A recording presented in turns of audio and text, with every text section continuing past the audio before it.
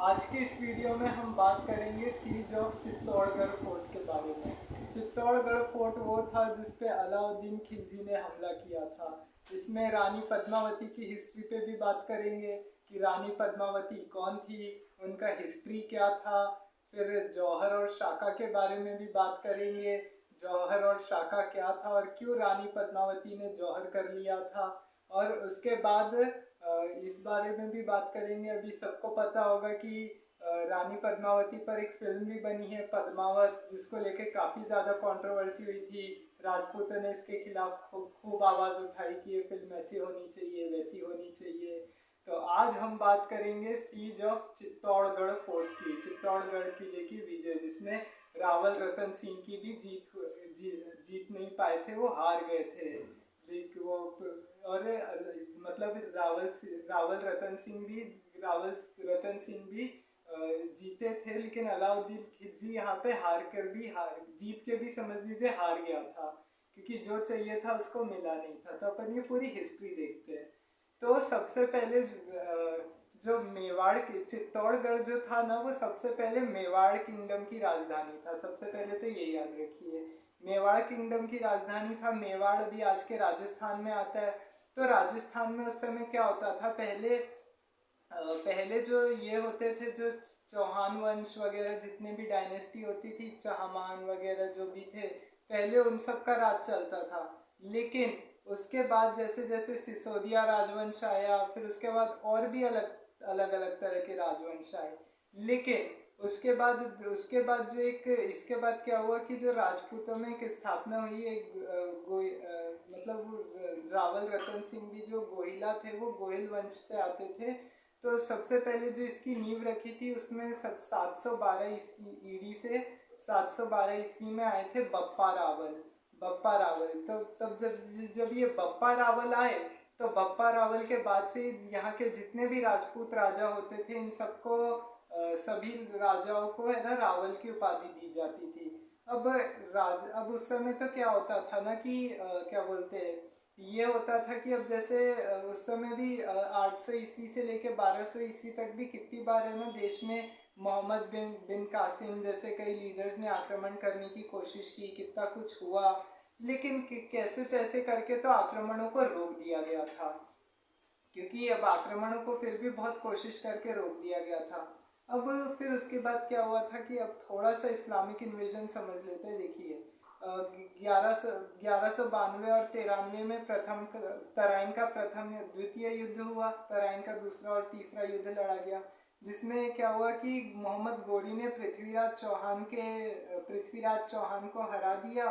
पृथ्वीराज चौहान की पराजय हो गई उसके बाद। और क्या हुआ कि क्या बोलते, जब ये पराजय हुई तो फिर उसके बाद ये जो मोहम्मद गोरी के बच्चे थे, मतलब जो जो इसके गुलाम थे, उनको ये अपना बच्चा मानता था। तो वो बहुत सारे स्लेव इधर छोड़ गया। तो यहीं से ये ना 1206 से दिल्ली सल्तनत की स्थापना हो जाती है। गुलाम वंश आ जाता है, स्लेव डायनेस्टी, वो 1206 से 1290 तक चलती है। फिर उसके बाद आता है खिलजी डायनेस्टी, खिलजी वंश आता है। खिलजी वंश में 6 साल पहले जलालुद्दीन खिलजी का राज चलता है। जलालुद्दीन खिलजी ये अलाउद्दीन का ही भतीजा था, मतलब बेटा भतीजा था समझ लीजिए। वो उसकी बीवी का चाचा था, मतलब अलाउद्दीन की बीवी का चाचा। तो जलालुद्दीन की बेटी से ही शादी हुई थी, मेहरुनी सा से, अलाउद्दीन खिलजी की। अब उस पर अपन इतना नहीं जाते, वो खिलजी वंश के बारे में थोड़ा सा जानते बस। तो अलाउद्दीन खिलजी ने 1296 में अपने चाचा ससुर जलालुद्दीन को मार दिया और वो गद्दी पे बैठ गया था। अब पद्मावती की जो स्टोरी है, अब वो अपन बात कर रहे थे बप्पा रावल की। तो बप्पा रावल आए, बप्पा रावल के बाद क्या हुआ कि जब बप्पा रावल आए तो उन्होंने उसके बाद सब चालू किया। उसके बाद रावल की उपाधि मिलने लग गई। अब जो रानी पद्मावती थी, वो श्रीलंका, अभी आज का जो श्रीलंका है वहाँ पर एक, इसको श्रीलंका बोला जाता है। उससे पहले एक द्वीप हुआ करता था, सिंहल द्वीप। सिंहल द्वीप में सिंघल नाम का एक जगह था, एक राज्य था, जहाँ पे राजा गंधर्व सेन राज करते थे। राजा गंधर्व सेन और रानी चंपावती की ये बेटी थी। रानी चंपावती और राजा गंधर्व सेन की बेटी थी। रानी पद्मावती काफ़ी सुंदर थी इसकी, और ये सिंहल द्वीप में भी इन लोग का काफ़ी राज था। ये राजपूत परिवार से ही आते थे ये भी। अब सिंहल द्वीप की जो राजा थे, राजा गंधर्व सेन, इन्हीं की बेटी थी रानी पद्मावती। तो अब ऐसा बोला जाता है कहानी के हिसाब से अगर देखें तो, कि रानी पद्मावती के पास एक तोता था। अब रानी पद्मावती के पास एक तोता था तो वो उसने बताया कि क्या हुआ था कि ऐसा बोला जाता है, अब ये कहानी बताई जाती है। अब पद्मावती, अब जी देखिए, अलाउद्दीन खिलजी ने चित्तौड़ पर 1303 में आक्रमण किया था, लेकिन इसका क्या है, हिस्ट्री में इसका कहीं जिक्र ही नहीं है इस बारे में कि पद्मावती का कोई जौहर हुआ था चित्तौड़गढ़ में, ऐसा कुछ हुआ था, इसके बारे में ऐसा कुछ बोला नहीं गया है। अमीर खुसरो जैसे बड़े बड़े जो हिस्टोरियंस हैं, उन्होंने तो बस खाली अलाउद्दीन खिलजी की एक्सपेंशन पॉलिसी ही बताई है कि अलाउद्दीन खिलजी की एक्सपेंशन पॉलिसी थी, तो इस वजह से पता नहीं था। तो अब क्या होता है कि जो 1303 में, अभी ये अलाउद्दीन खिलजी ने तो 1303 में चित्तौड़ पर आक्रमण किया था। तो अब 1540 में मलिक मोहम्मद जायसी के द्वारा एक महाकाव्य लिखा गया पद्मावत नाम से। बहुत बड़ी पोयम है तो इसलिए महाकाव्य बोला जाता है। देखिए, ऐसे तो अपन को पता नहीं चला 1303 में ये हुआ था, और ये कब पता चला, 1540 में, मलिक मोहम्मद जायसी।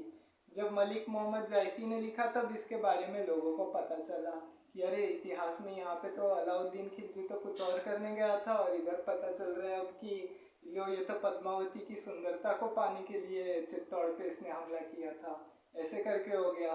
तो अब क्या हुआ कि अब ये हो गया, फिर उसके बाद क्या हुआ कि अब 1300, अब अपन बात कर रहे थे रानी पद्मावती के बारे में, तो जो ये पद्मावती की स्टोरी का जिक्र है ना, ये दो महाकाव्यों से मिलता है। एक तो मलिक मोहम्मद जायसी द्वारा लिखा गया महाकाव्य पद्मावत जो 1540 में लिखा गया था, और जो हेमरतन द्वारा 1589 में लिखा गया था एक और महाकाव्य जिसका नाम शीर्षक था गोरा बादल पद्मिनी चौपाई। इसमें गोरा और बादल की वीरता के बारे में जिक्र किया गया कि कैसे उन्होंने रानी पद्मावती को बचाने के लिए, रावल रतन सिंह को बचाने के लिए चित्तौड़ से दिल्ली की तरफ है ना वो किया था, युद्ध लड़ा था, और उन्होंने अपनी जान दे दी थी। तो इसमें लोकगीतों में कई बार इसकी गाथाएं बताई जाती है, बहुत कुछ होता है। तो हाँ, अब अपन बात कर रहे थे रानी पद्मावती की।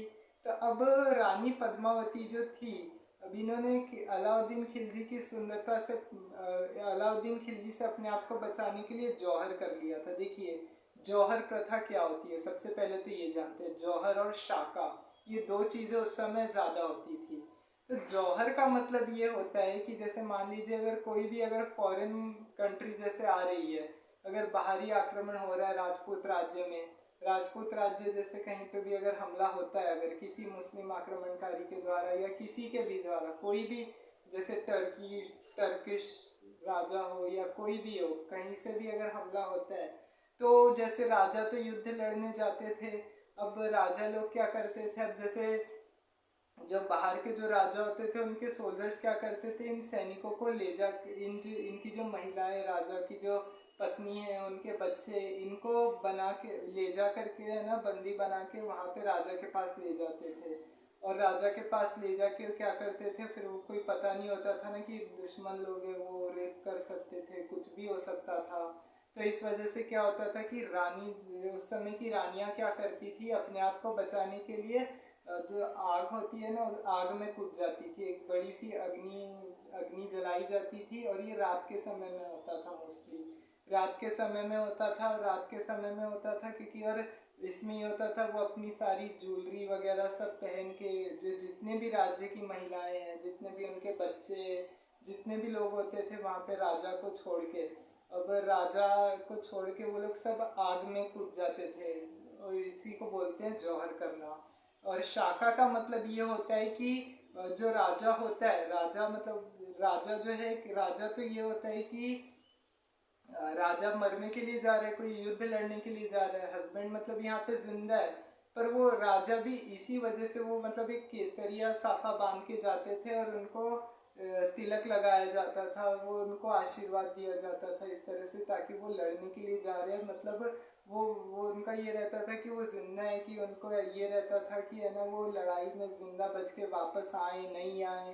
तो इसलिए वो ये करके जाते थे, ताकि राजा को ऐसा होता था तो मुझे तो इतने लोगों को मार के ही मरना है और खुद भी मरना है, ऐसे करके ऐसे होता था। तो फिर उसको बोलते थे शाका। ये जौहर सती से अलग होता है, क्योंकि सती में तो ऐसा होता था कि अगर हस्बैंड की डेथ हो जाती थी तो लड़कियों को भी उसमें हस्बैंड के साथ जिंदा जला देते थे, औरतों को भी। और अगर किसी औरत को नहीं जलना होता था तो भी घर वाले जबरदस्ती पकड़ के जिंदा जला देते थे। तो ये होता था सती में, लेकिन जौहर में ऐसा नहीं होता था। और जौहर में मोस्टली बहुत कम हुआ। अभी 1301 में भी जब अलाउद्दीन खिलजी ने रणथंभौर पर हमला किया था, तो रणथंभौर के राजा हमीर देव चौहान की पत्नी रानी रंगा देवी ने भी उससे अपने आप को बचाने के लिए हमीर कुंड में जौहर कर लिया था। पद्मला तालाब में वो जल जौहर था, मतलब पानी में कूद के जौहर किया था हमीर कुंड के पास पद्मला तालाब में। तो फिर क्या हुआ था कि, लेकिन ये रानी पद्मावती का जौहर अलग है। अब बात करते हैं, फिर अपन मेन मुद्दे पे आते हैं। अब रानी पद्मावती कौन थी? हाँ, तो अभी बता दिया रानी पद्मावती कौन थी। तब बात करते हैं। तो ऐसा बोला जाता है कहानी में कि रानी पद्मावती के पास एक तोता था। रानी पद्मावती के पास एक तोता था। वो तोता जाके रावल रतन सिंह को रानी पद्मावती की खूबसूरती सुंदरता के बारे में बताता है, उनकी खूबसूरती के बारे में बताता है कि रानी पद्मावती दिखने में कैसी है, बहुत सुंदर है, सारी उनकी बातें बताता रहता है उनको। तो रावल रतन सिंह ये सोच के बहुत खुश हो जाते हैं। रावल रतन सिंह फिर सिंहल द्वीप में संदेश भिजवाते हैं कि उनको रानी पद्मिनी से शादी करने के लिए। फिर वो वहाँ पे रानी पद्मिनी को देखते हैं और शादी करके फिर दोनों आ जाते चित्तौड़ की तरफ। और जब चित्तौड़ में ये लोग आ गए थे, उस समय तक दिल्ली में खिलजी हुकूमत की शुरुआत हो चुकी थी। तो उसके बाद क्या हुआ था कि ये सब काफ़ी टाइम तक ये लोग साथ में रहते हैं। लेकिन अब क्या होता है कि अब रावल रतन सिंह जी के दरबार में एक आर्टिस्ट था राघव चेतन नाम का। वो आर्टिस्ट था, सिंगर था, पेंटर था, बहुत सारी चीज़ें करता था ये। समझ लीजिए आर्ट में ये माहिर था। तब रावल रतन सिंह की इससे कोई दुश्मनी हो गई, तो रतन सिंह ने इसको देश निकाला दे दिया, वैसा बोला जाता है। अब रावल रतन सिंह ने जब देश निकाला दे दिया, तब ये अलाउद्दीन खिलजी के दरबार में जाके पहुंच गया। अब अलाउद्दीन खिलजी के दरबार में अब ये, क्योंकि इसको कहीं तो जाना ही था कहीं ना कहीं, तो अब ये क्या होता था कि अब जाता था तो फिर अब इसने क्या किया कि अलाउद्दीन खिलजी के दरबार में पहुंचा। अलाउद्दीन खिलजी के दरबार में पहुंचा और इसने पद्मावती की खूबसूरती के बारे में अलाउद्दीन खिलजी को सारी कहानियाँ सुनाई, बहुत कुछ बताया। रानी पद्मावती इतनी सुंदर है, ऐसा वैसा सारी बातें बताई। अब ये सोच के अलाउद्दीन खिलजी के होश उड़ गए। अलाउद्दीन खिलजी ने देखा, अरे ये तो मेरे को देखना ही पड़ेगा, रानी पद्मावती को मेरे को सुंदरता को पाने के लिए जाना ही पड़ेगा, चित्तौड़ पे हमला करना पड़ेगा। अब चित्तौड़ का फोर्ट ऐसा होता है कि अब वो वहाँ पे ये होता है, अब जो चित्तौड़ का किला होता है, और वो चित्तौड़ के किले में ऐसा होता है कि ये यहाँ पे ऐसे रहता है कि अब वो इतना, मतलब अंदर से इसकी तरफ इतनी बड़ी दीवार खड़ी रहती है कि कोई चित्तौड़ पहुँच ही नहीं पाता।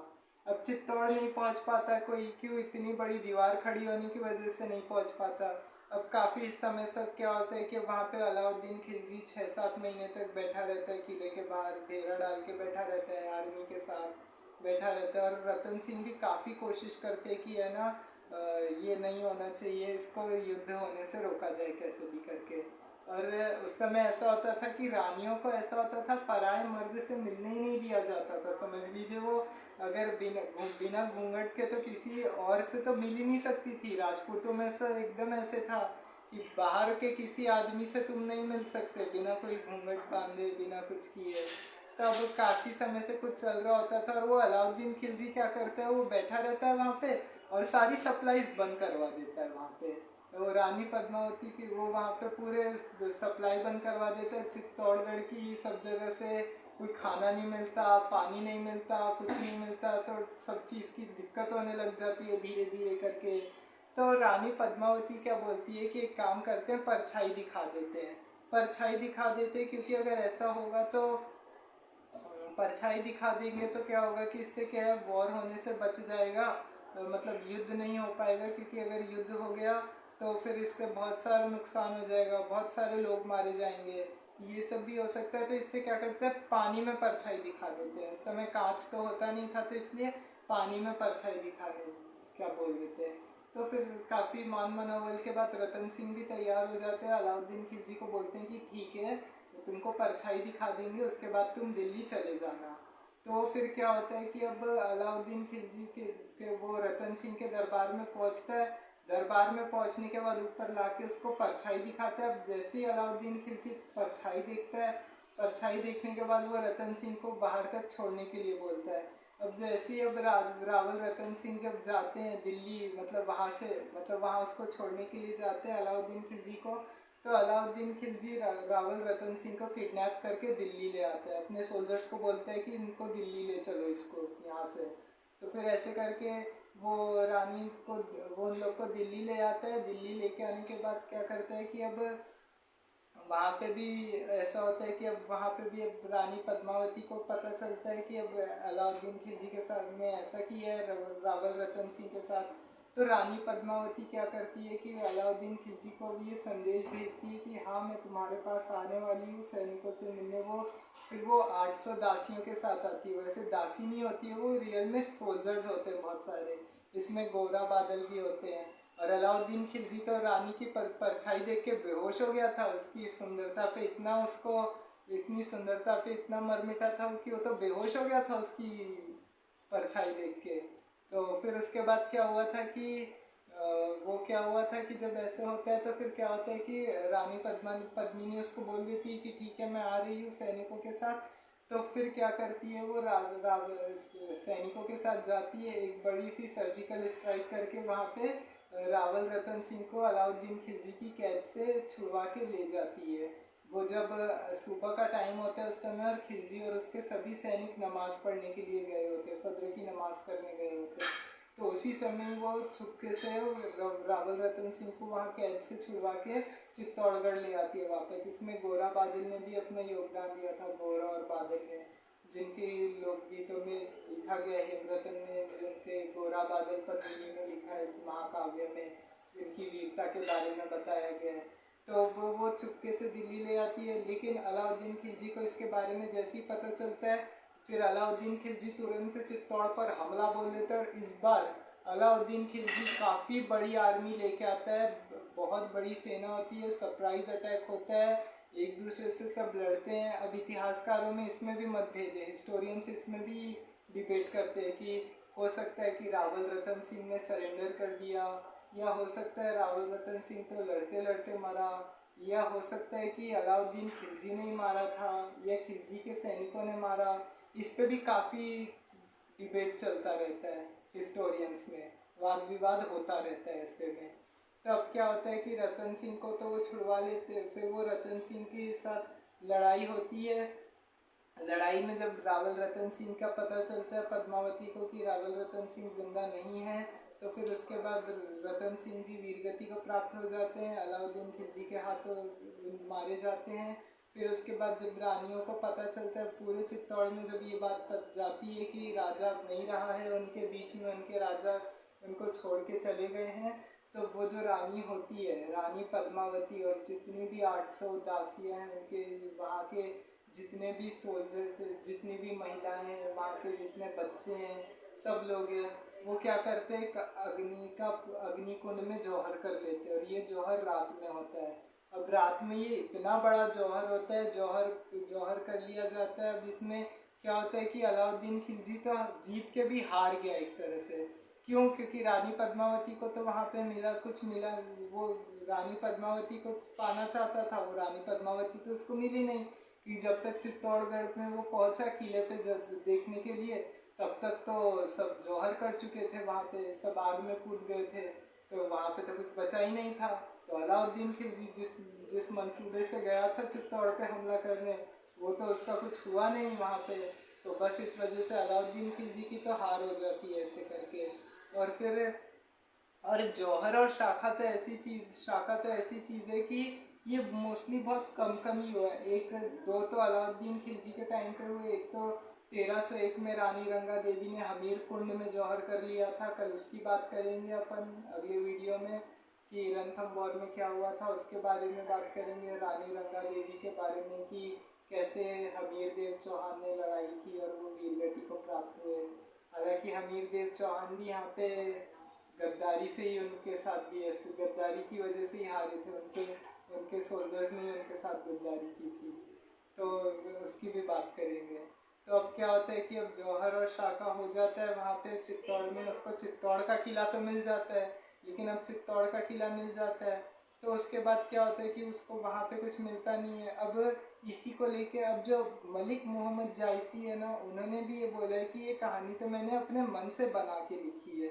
मलिक मोहम्मद जायसी लास्ट में ये लिखते हैं। अब जैसे कोई भी कहानी बन जाती है, अब जैसे बहुत सारी ऐसी कहानियाँ होती है जो लोग अपने मन से, राइटर्स जितने स्टोरी राइटर होते हैं सब कुछ भी मन से बना के जैसे लिखते हैं, या ऐसे भी फिल्म बनती है तो उसमें होता है। तो लेकिन उसमें क्या होता है कि ऐसा कुछ होता नहीं। अब रावल रतन सिंह के बारे में भी वो मोहम्मद जायसी ने तो यही बोला है कि मलिक मोहम्मद जायसी ने कि मैंने तो अपने मन से लिखी है। तब इसमें भी है ना, इस वजह से भी डाउट हो जाता है कि ऐसा हुआ था कि नहीं हुआ था। अब इस पे बात क्या हुआ था कि अब साल 2018 में इस पे फिल्म बनी थी पद्मावत नाम से। पहले इसका नाम पद्मावती रखा गया था, लेकिन इसके काफ़ी कंट्रोवर्सी होने के बाद में इसका नाम करके पद्मावत कर दिया गया। इस पे भी बहुत कंट्रोवर्सी हुई क्योंकि राजपूतों को इसमें जो इसमें फिल्म में वो गाना था घूमर घूमर, उसको लेके ये बताया गया था कि अलाउद्दीन खिलजी के सामने नाच रही है रानी पद्मावती, इस तरह से बताया गया था।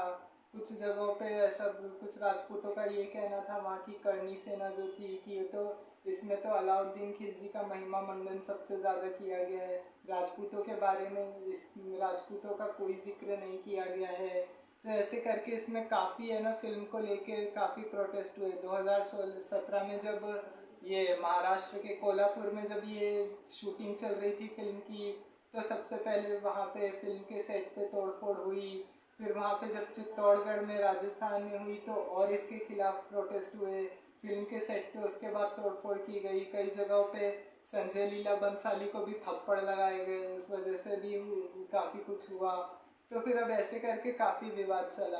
अब संजय लीला बंसाली का तो इसमें ये कहना था कि देखिए, हमने ये जो फिल्म बनाई है, हमने कोई एंटरटेनमेंट के हिसाब से ये मूवी नहीं बनाई है।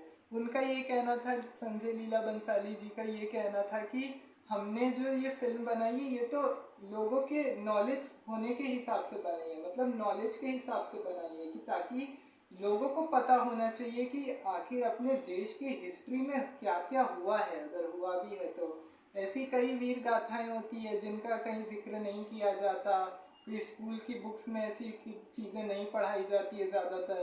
अब जैसे आपने देखा होगा कि हर जगह जैसे दिल्ली सल्तनत के बारे में पढ़ाया जाता है, अलाउद्दीन खिलजी अपने आप को सिकंदर सानी का टाइटल देता था, ये सबको मालूम है। उसने काफ़ी जगहों पे विश्व विजेता बनना चाहता था, वो सब जगह तो उसने चित्तौड़, रणथंभौर, हांसी, अजमेर, उत्तर भारत में कई जगहों पे विजय प्राप्त की। वहाँ पे देवगिरी, वारंगल, ऐसी जगहों पे दक्षिण भारत में सब जगह। तो ऐसे करके उसने वो करना चाहता था, ये सब पढ़ाया जाता है। लेकिन कहीं पे भी हिस्ट्री में इसका जिक्र नहीं मिलता, न रणथंभौर के जौहर का मिलता है, न कोई रानी पद्मावती के जौहर का बताता है। तो संजय लीला बंसाली का ये कहना था कि जो पद्मावत महाकाव्य लिखा गया है उसके तहत ही कम से कम अगर इस पे अगर फिल्म बन जाती है तो हो सकता है कि लोगों को इसके बारे में जानकारी मिल जाए, हिस्ट्री समझ में आ जाए कि हाँ ऐसा भी कुछ हुआ था या नहीं हुआ था। वो बात की बात है। अब क्योंकि मलिक मोहम्मद जायसी भी ये बोलते हैं, तो काफ़ी इसके खिलाफ कोर्ट में भी ये जब मामला गया था, हाई कोर्ट, सुप्रीम कोर्ट में, तो कई जगहों पे है ना थिएटर में, अब दिल्ली में तो सुनने में आया था जब ये फिल्म रिलीज हुई थी तो 2,500 के टिकट्स मिल रहे थे थिएटर में। ऐसे करके फिल्म में भी बहुत महंगा सस्ता टिकट को लेके हो रहा था। फिर इसके बाद जब कोर्ट में इसकी सुनवाई हुई तो कोर्ट ने सब जब चीज़ें सुनी, कोर्ट ने सारे डॉक्यूमेंट्स पढ़वाए। सभी राजपूतों का ये कहना है इसमें महिमा मंडन खिलजी का ज़्यादा किया गया है, पद्मावती का कुछ नहीं बताया गया है, रावल रतन सिंह को तो अलग ही दिखाया गया, ऐसे करके सारी चीज़ें बताई गई थी। तो कोर्ट ने और फिर सबको अपनी अपनी बात रखी गई सुप्रीम कोर्ट के द्वारा, और सुप्रीम कोर्ट ने भी क्या बोला कि अब फिल्म में भी ऐसा होता है कि अब कुछ लोग क्या करते हैं, एंटरटेनमेंट के हिसाब से भी थोड़ा बहुत चीज़ें जोड़ देते हैं अपने मन से कि चलो ठीक है, थोड़ा साथ में एंटरटेनमेंट भी हो जाएगा। लेकिन फिर अब कोर्ट ने भी क्या बोला कि नहीं, ऐसा कुछ नहीं है। अगर संजय लीला बंसाली अगर अपने हिसाब से फिल्म बनाते हैं, अगर वो नॉलेज के हिसाब से अगर लोगों को बताना चाहते हैं, तो इसकी भी उनको पूरी आज़ादी रहेगी, कोई उनको नहीं रोक सकता। फिर इस वजह से काफ़ी चीज़ें हुई। अब ये सब के बाद, उसके बाद जब ये हुआ तो फिर उसके बाद फिल्म को लेके जैसे तैसे 25 जनवरी 2018 को तो रिलीज़ किया गया फिल्म को थिएटरों में। बाद में टीवी पे भी आई थी, ऐसे करके बहुत कुछ हुआ था फिल्म को लेके। लेकिन अब इसके बाद अब जो ये मेन मुद्दा है कि जब रानी पद्मावती का जिक्र नहीं है कहीं पे भी, जौहर में नहीं दिया गया है। अब जौहर और शाखा तो मैंने बता ही दिया कि ये क्या होता था, तो ये मोस्टली है ना कहीं पे भी नहीं हुआ, ज़्यादा इसकी ज़रूरत हुई नहीं है। दो तो अलाउद्दीन खिलजी के समय में हुए थे और एक अकबर के टाइम पे हुआ था। तो इस वजह से ज़्यादा तो अपन को ये देखने को नहीं मिलता है राजपूत रानियों में या ऐसे भी। एक तो मोस्टली दो तो अलाउद्दीन खिलजी का देखने को मिला और एक अकबर के टाइम पे हुआ था। अकबर के टाइम पे रानी कर्णवती ने जौहर किया था, तो उसके बारे में भी एक दिन बात करेंगे कि क्या हुआ था उसमें भी। तो आज की इस वीडियो में इतना ही। अब सब मैं उम्मीद करता हूँ कि आप लोग को रानी पद्मावती की पूरी हिस्ट्री समझ में आ गई होगी। तो अभी के लिए इतना ही, अगली वीडियो में मिलेंगे, तब तक के लिए जय हिंद, जय भारत। वीडियो को आखिरी तक देखिए।